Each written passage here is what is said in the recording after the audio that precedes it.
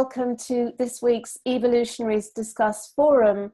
And this week we're talking about eating your way to enlightenment. And I'm delighted to have on the call Juliet Yelverton, who is a trauma healing expert and founder of the Healing Water Sanctuary in Glastonbury. We have Kyriacou, who is a juicing expert and founder of MamaK. And Peckham, who is a lifestyle coach and creator of Sparkling Energy. We have Spink, who is a mindful leadership coach. We have Rozy Kalliabetsos, who is the creator of Rozy Glow, a yoga teacher, trainer, and a women's empowerment coach. And Sibley, who specializes in full spectrum beauty. So we're just going to start off with Rozy, who's going to do a quick alignment for us just to open the call and get us into our center. And then we're going to come, first of all, to Juliet Yelverton. Wonderful. Thank you, Rachel. Okay, so let's just start by rubbing our hands together and getting the right and the left hemisphere of the brain to be working beautifully so we can really speak what we mean to speak and get it all out. And then from here, I'm inviting you to, well, let's start with taking our hands to our heart center. So just the center of the chest. And close your eyes for a moment.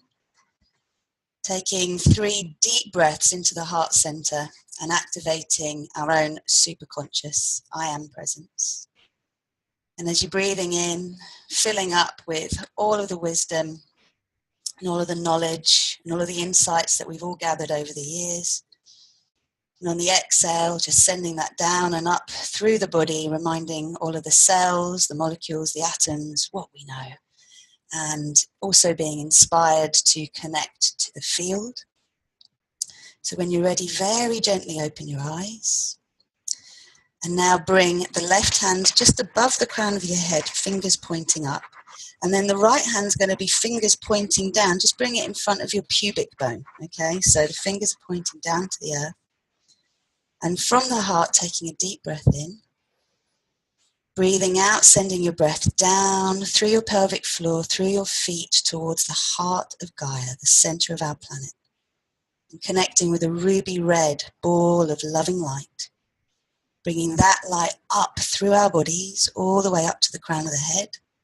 And extending that light up through the crown of the head, through our sun, all the way up to the source of all that is. Just invite that connection from Gaia to source. There's always a meeting. For me, it's like an orgasmic meeting of these energies. And then bringing down the light of source, of love, light, down through the crown of the head as you inhale. Down into the heart, and exhaling, sending that light down to the heart of Gaia. So source is anchored in Gaia. Gaia is anchored in source. And we are each conduits of this energy, radiating out from ourselves, connecting to each other. When you feel ready, let's bring the 2 hands together at the heart again. So meeting in the heart space, the higher heart. And it feels right to make the sound Ma just once to connect us to this nourishing, loving, beautiful energy that we want to share today through this whole connection. So the sound is Ma. We'll just make it once, deep, nice and deep in your heart. So deep breath in. Ma.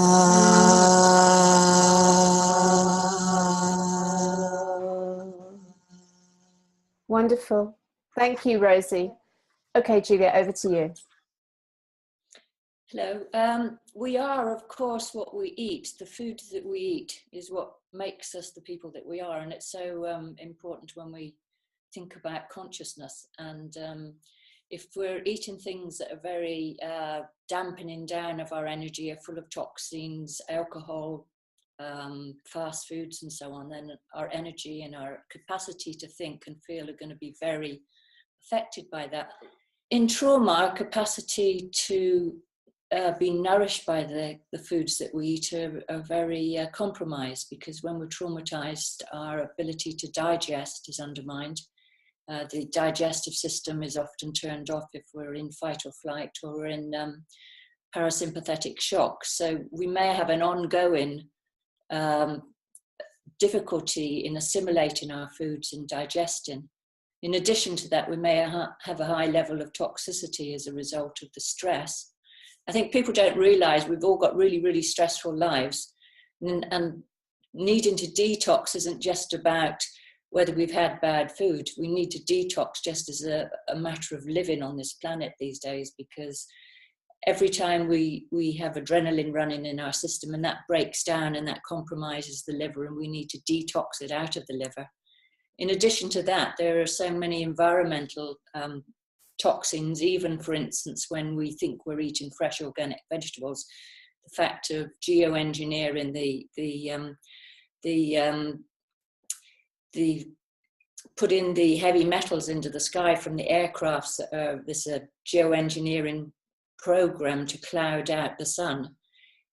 These heavy metals, the aluminium and barium and so on, are raining down on our foods, and even if we're buying organic foods or even growing our own, it's possible that we still have heavy metals in them. So it's so important for us to detox on a daily basis. And there are very simple ways that we can ongoingly detox. For instance, having apple cider vinegar in our water in the mornings, or what I do is to have lemon juice, MSM, and a little bit of bicarb every day in my water to help me stay alkaline and to detox things from my body on a daily basis. Something you said, Juliet, about the digestive system largely bypassing all the goodness because of all the other toxins. I mean, the things that I do with juicing is bypass the digestive system so that the goodness in pure cold pressed juicing goes directly into your system. So no matter what else environmentally, psychologically, whatever else is going on, at least I feel, me personally, I'm getting my nutrients through the juice. I could talk for a long time on different aspects of nutrition and food and the colon health and so on. But well, we'll come on to all that, I'm sure. But that's a great intro, Juliet. Thank you for that. Wonderful. Anne, let's come to you next, because I know you've got very strong views on food. Well, yes, I have, because I became vegetarian when I was 15 years old, and so I automatically assumed, wrongly, that I was protected from all of the illnesses that people who'd lived on things like McDonald's for the whole of their lives. And when I had a medical at age 49, I discovered that I was 3.5 stone heavier than I should be. I had high cholesterol. I had high blood pressure. I was destined to have the same health problems, and it was really quite frightening, to be honest. I didn't realize that living on a diet as a vegetarian of mostly bread and cheese and chips wasn't that healthy. I mean, looking back on it, I mean, I know that isn't healthy anymore. But I went through a whole range of investigations, and I ended up 12 years ago becoming a raw vegan. And that means that I cut all dairy out of my diet. And in cutting all the dairy out of my diet, I actually stopped the sinusitis that crippled me every single winter. So much so that I couldn't move my head even that much because of the pain in my face. I agree with Juliet about apple cider vinegar and MSM. I also have ginger, and I take charcoal in water every 2 days as well to flush out any of the heavy metals. I know that the vast majority of people could not possibly go on to the sort of maybe people perceive it as an extreme diet that I'm on, lifestyle, not diet. However, I do know that by cutting out things like sugar, processed foods, and well, some people think that having diet drinks is healthier than the ordinary drinks. And what they don't realize is that aspartame has actually been shown to cause cancer in rats. So if it can cause it in rats, the chances of it causing us in us as well are pretty high. So I have not had a pharmaceutical drug for 12 years. I haven't had any sugar for goodness knows how long. And the weight dropped off me. I lost 3.5 stone really, really easily. And I have masses of energy and I hardly need any sleep anymore. It's amazing. I love my life now. And this year, in 2 months' time, I'm going to be 60 years old. And I don't feel it at all. Wow. Wonderful, Anne. Thank you. I do say to my clients that are very, very resistant, Anne, to leave sugar out of their diets, because you're incredible to have managed to do that. And we all take note, me personally, because I still have sugar. But I suggest they have 6 angel days and 1 movable, dare I say, devil day. So, I mean, having that 7th day is for someone like myself who was not willing to give up chocolate, sugar, all manner of things, in teaching my clients that you can have 1 day you can look forward to go and blitz it. Go and undo all the good. Do everything bad on that day. And what I've actually found is, yes, on the first week of 6 angel days, being very mindful, putting into their bodies really good things, being mindful of their environment. On that 7th day, they go wild and eat 7 days worth of harmful, not so mindful toxins. What then happens is they get back on board the next day. By week 3, they're actually deciding and asking, do I really want this? On day 7, do I really want to put this stuff in my body? Do I really? So by being so challenging, go on day 7, take everything in, do it all, have the whole lot, drink gallons of wine, slabs of chocolate, fish and chip, whatever you want. They're like, oh, really? Yes, but the condition is that for 6 days, you're mindful. And as I say, by week 2, they're starting to think about what they're doing to their bodies, how they're undoing the good they've done for 6 days. Yeah, and it is noticeable, the crash in energy, isn't it? When you have like a cup of coffee, if you haven't had one for weeks and weeks, it's just, or wine or sugar even. So noticeable. So, I mean, just the way I work is that if you say to somebody, you can't have something, change your life completely on day dot, day 1, it's really likely setting yourself up for failure in my way I work. Whereas if it's like, no, go for it, but please be good for the 6 days. But of course, I am talking to them every day, talking them through it. So they then start to make their own decisions about how good, as you said, Rachel, how good they feel and how bad they feel when they start reintroducing all this toxic, unnecessary. Yeah. Totally. Wonderful, Caroline. That's really great advice, practical advice there. Okay, Angela, let's come to you. Hi, everyone.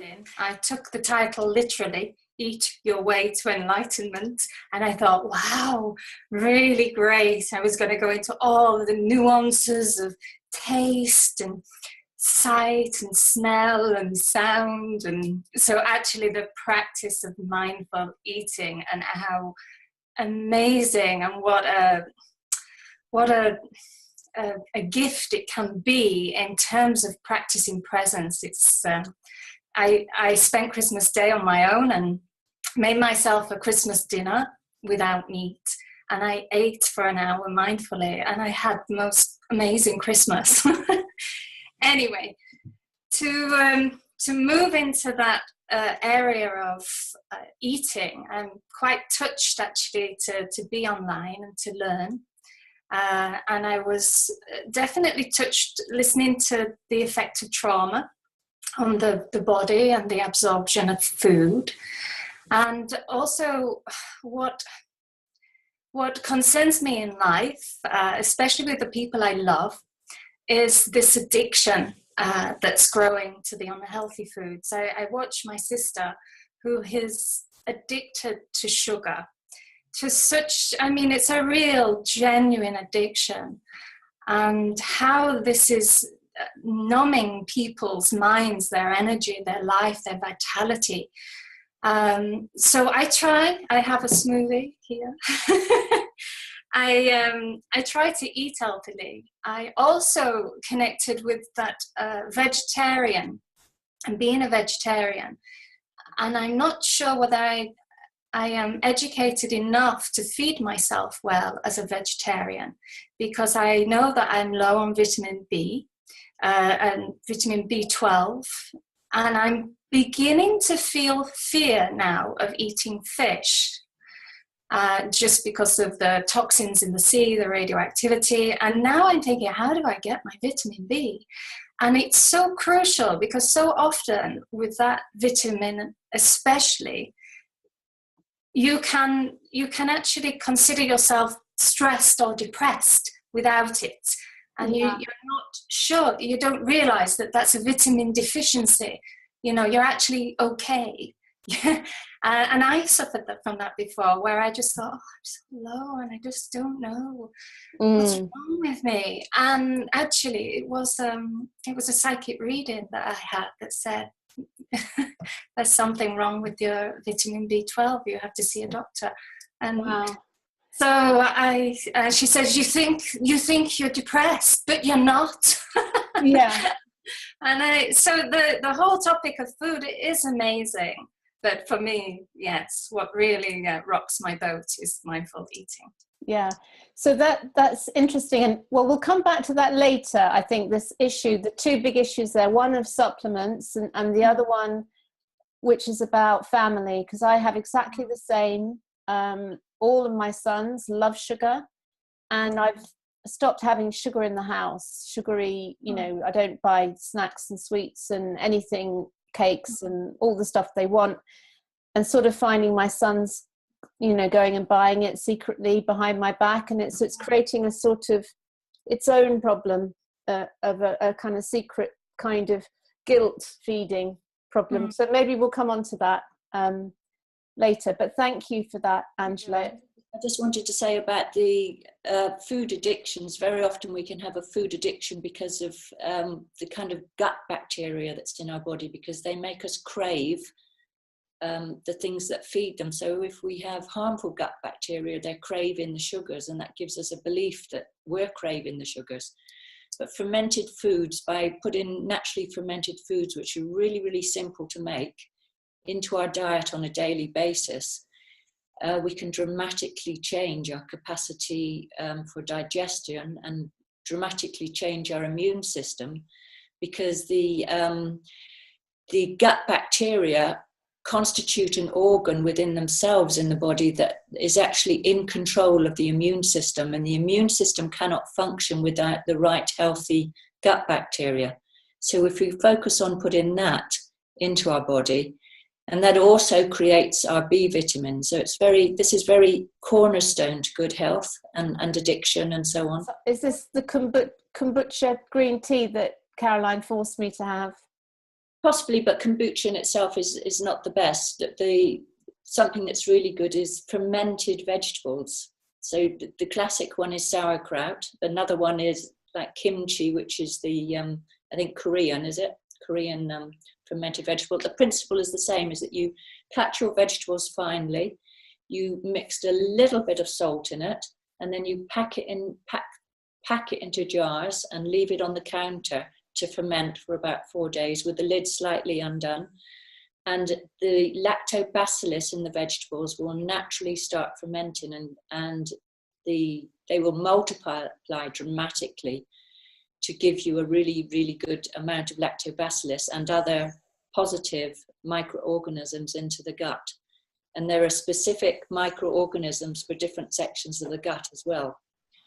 So there's lots of information about how to make those foods. They are so simple to make, so dramatically simple, and they will give you the maximum amount of benefit. So this is something really for everybody, alongside our juicing, to bring in the fermented vegetables into our diets. Yes, food, eating our way to enlightenment. It's a very, very interesting subject, because I'm a big believer that, you know, one man or woman's medicine is another man or woman's poison. And so it's so important that we actually feel the biofeedback in terms of what we eat and drink and how that makes us feel initially, and then a little further down the line is very important. I've been a vegetarian since I was 12, but actually I do eat fish. You know, I'll eat wild Alaskan salmon, or I'll eat fish when I'm by the sea and I know it's locally caught, because I need it. And I have also come to understand, because I live in Brighton, so every other person is either a yoga teacher or a nutritionist, and it's really, really interesting, because you learn a lot about different people's mindsets and how they've trained.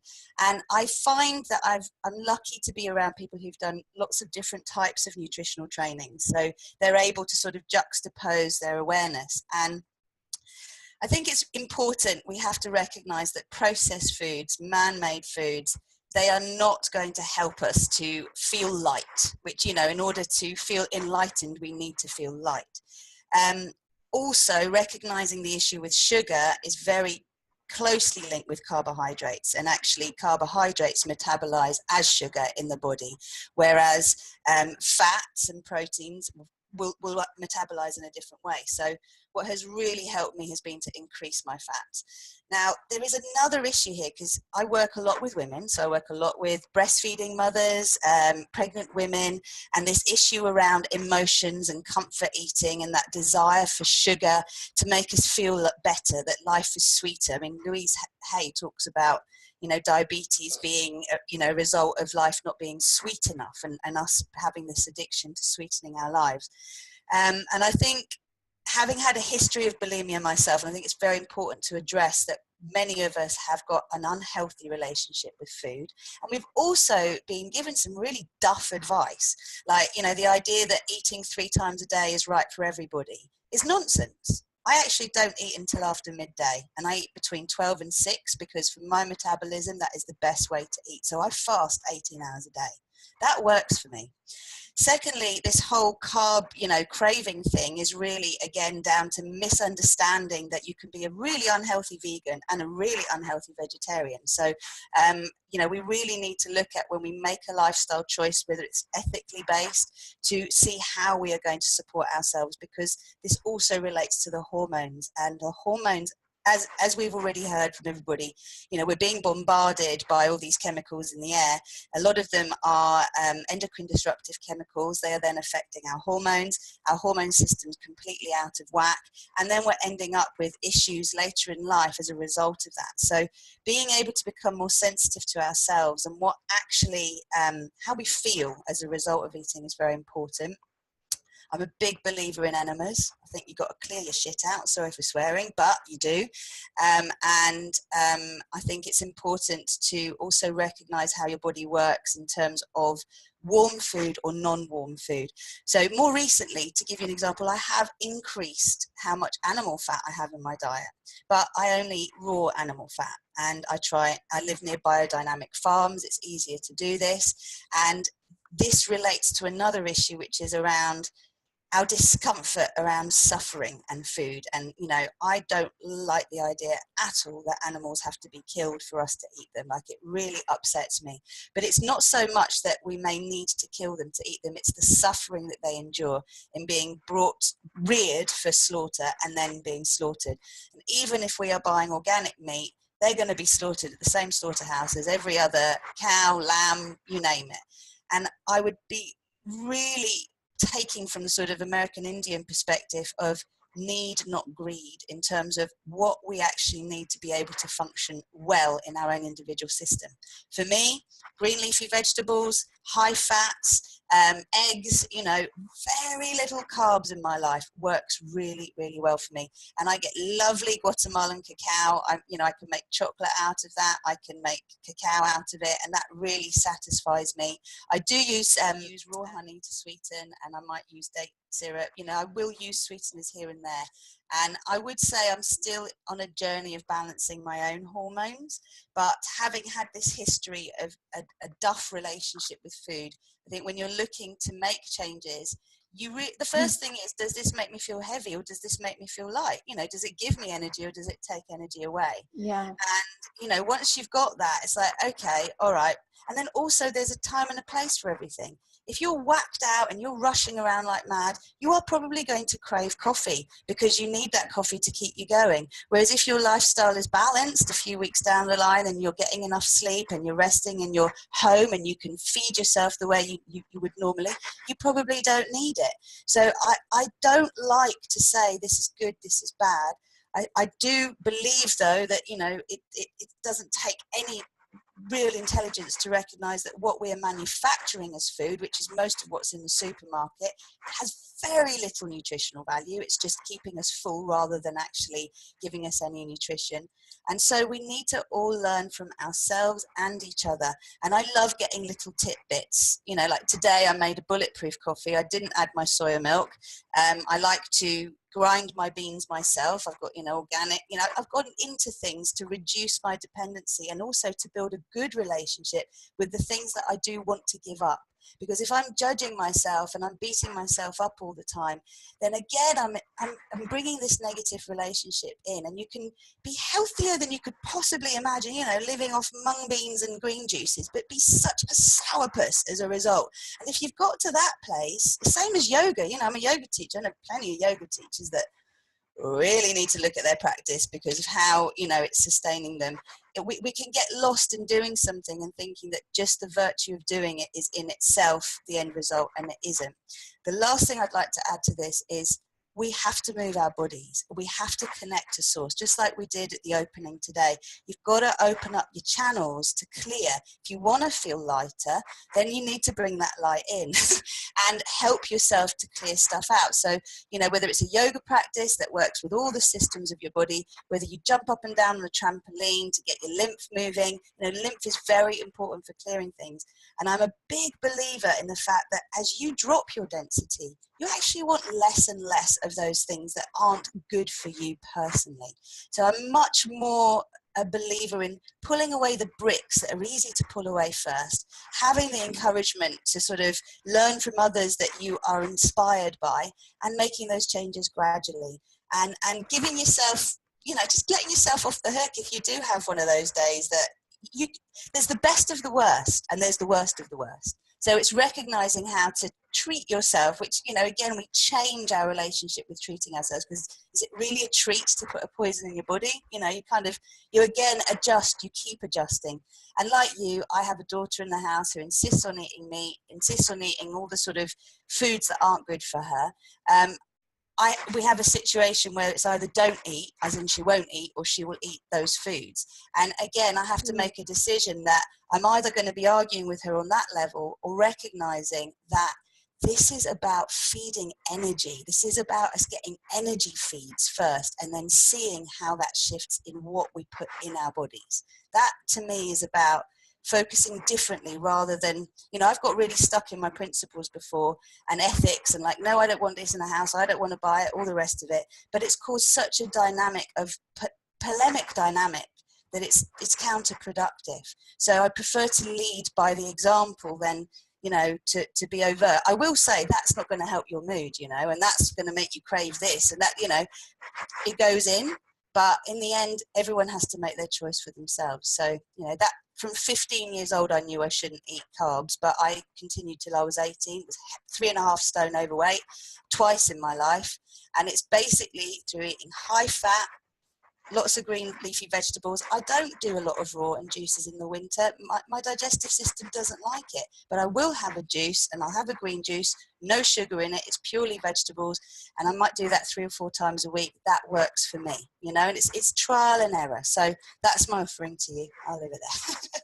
That is a very interesting take on the whole. You've kind of gone around the whole holistic houses there of food and also this thing of family, which I'm still struggling with, and that beating ourselves up, because it's that feeling of we know this stuff, so why isn't our family, or, you know, all doing healthy and yoga and meditation, and it just doesn't happen. And it's very easy to get into that kind of almost like a shame place of, oh my God, I'm a failure as a mother, sort of thing. Yeah. So thanks for bringing that up. Oh, yeah. Yeah, great stuff, everybody. Really enjoying it myself. It's really interesting that I ended up on this call, because actually I am so not a foodie. I'm one of these people that is kind of, I don't know, I'm just not interested in it. And I need to learn ways to get interested in it. I mean, I think if the sun is shining and I could eat raw all day, I could do it. But England in the winter, it's hard. It's different. It's just different. I really think we need to just simply eat the rainbow, because if you're eating full spectrum, it nourishes us at a level where we are full spectrum beings. Therefore, as Rozy said, you know, we need light. You need every element of it. And if it's all coming into you, whether it's sort of a deep purple aubergine or, you know, lime, you know, whatever it is, if you get the full spectrum, you're kind of halfway there to, or all the way there, in fact, actual fact, to actually really getting a balanced diet, I think. And yeah, I've been veggie. Well, I've been emotionally veggie since I was forever, since I was a kid, since I used to dread Sunday roasts and all the rest of it. But I do eat fish sometimes. But again, that's back to blood group. I'm rhesus negative, rhesus O negative, and therefore, technically speaking, I'm a hunter. And I should go out and go, rawr, you know, it's not quite the same go rawr after an avocado, but my body needs the fish, and emotionally I can handle eating fish simply because I kind of figure they swim around a little bit more. Obviously not the ones that are full of all the mercury and all the other toxins and Pacific because of Fukushima, everything else. But, you know, some fish I kind of, on some level, that's my personal line in the sand where I can justify that in actual fact, I don't think they've suffered as much as even an organic animal would in a normal slaughterhouse, because then you would then be ingesting all their stress hormones. You're talking about stress in our own gut. They go through all that. They go through all of it, and then you're basically ingesting something that's imbued with all of that. I don't know. I'm trying not to be a preachy, saying it preachy wise like that, but I just don't get it. I've never got it, and I only ever ate sort of things that didn't look like animals when I was a kid. So yeah, fabulous. Well, thanks for that, Amber. So this is an interesting point about taking this knowledge mainstream, because one of the things that I get most dismayed at, it's okay when I'm at home and I can control things, but kind of on the road when you're, you know, going to a motorway service station or like a Costa, or I mean, everything is so difficult to find. You might have a tiny selection of gluten-free wraps or something, but everything is so full of sugar, and it's just bewildering, actually. And to me, this is and I know it's not about kind of preaching to people, but you know, how does one eat healthily when everywhere you go, it's actually very difficult to eat healthily. I mean, not so much in London where you've got amazing vegan cafes and the Wild Food Cafe and places, but out here in Bakewell, I mean, trying to get vegetarian food meals, you know, for example, it's so difficult. And to me, this is kind of where I kind of despair a bit.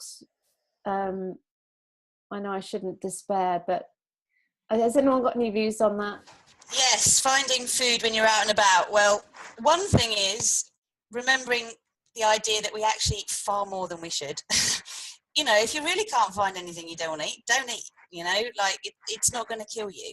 And, you know, I'm not talking about for long periods of time, but being able to also inquire about food. If you go somewhere and, you know, Bakewell is a good example. Anywhere, I live in, you know, Greece. When I go to Greece, it's pastries everywhere. But, you know, asking for a salad, asking for them to make something specifically for you, starting to demand something different is how we start to get it.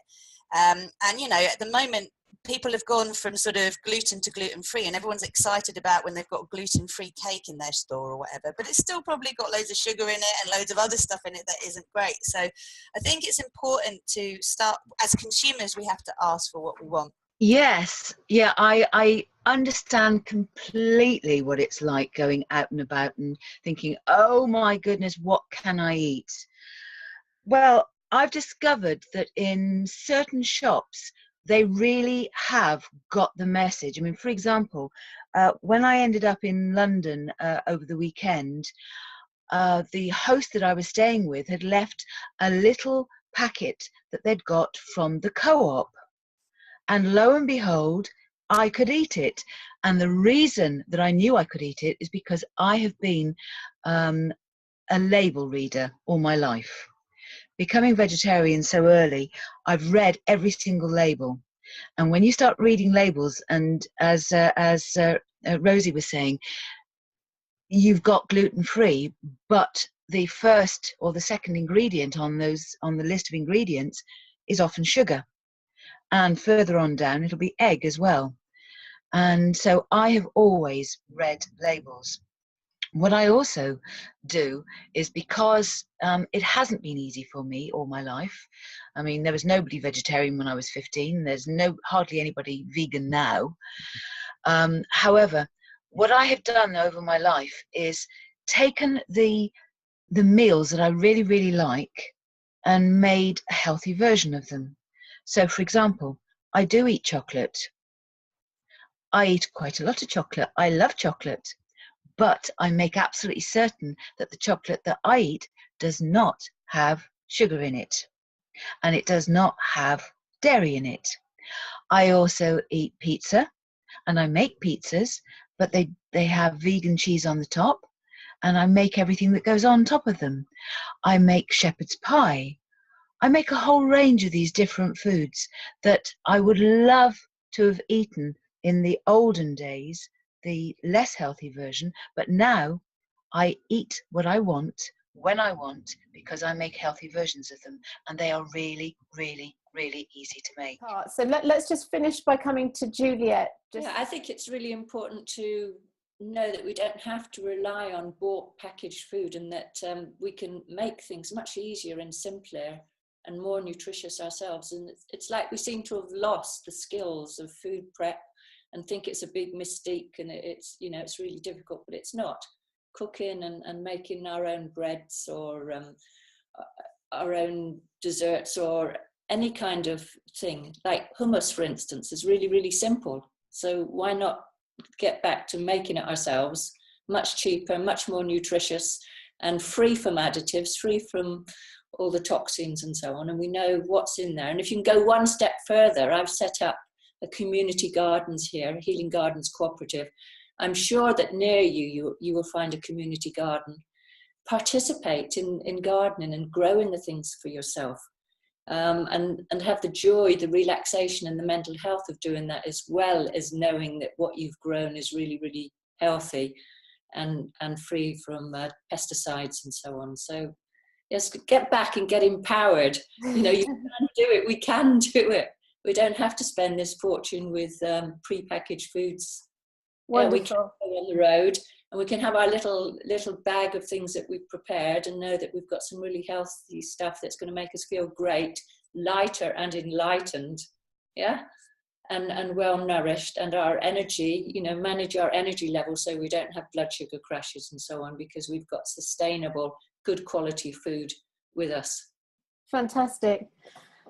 Wonderful. Thank you all so much for coming on. It's been a great call and really fascinating. So I'm really hoping that this is going to be valuable content for people, to inspire them to just get conscious about the food they eat. So thank you all so much. Have a great day. Bye for now.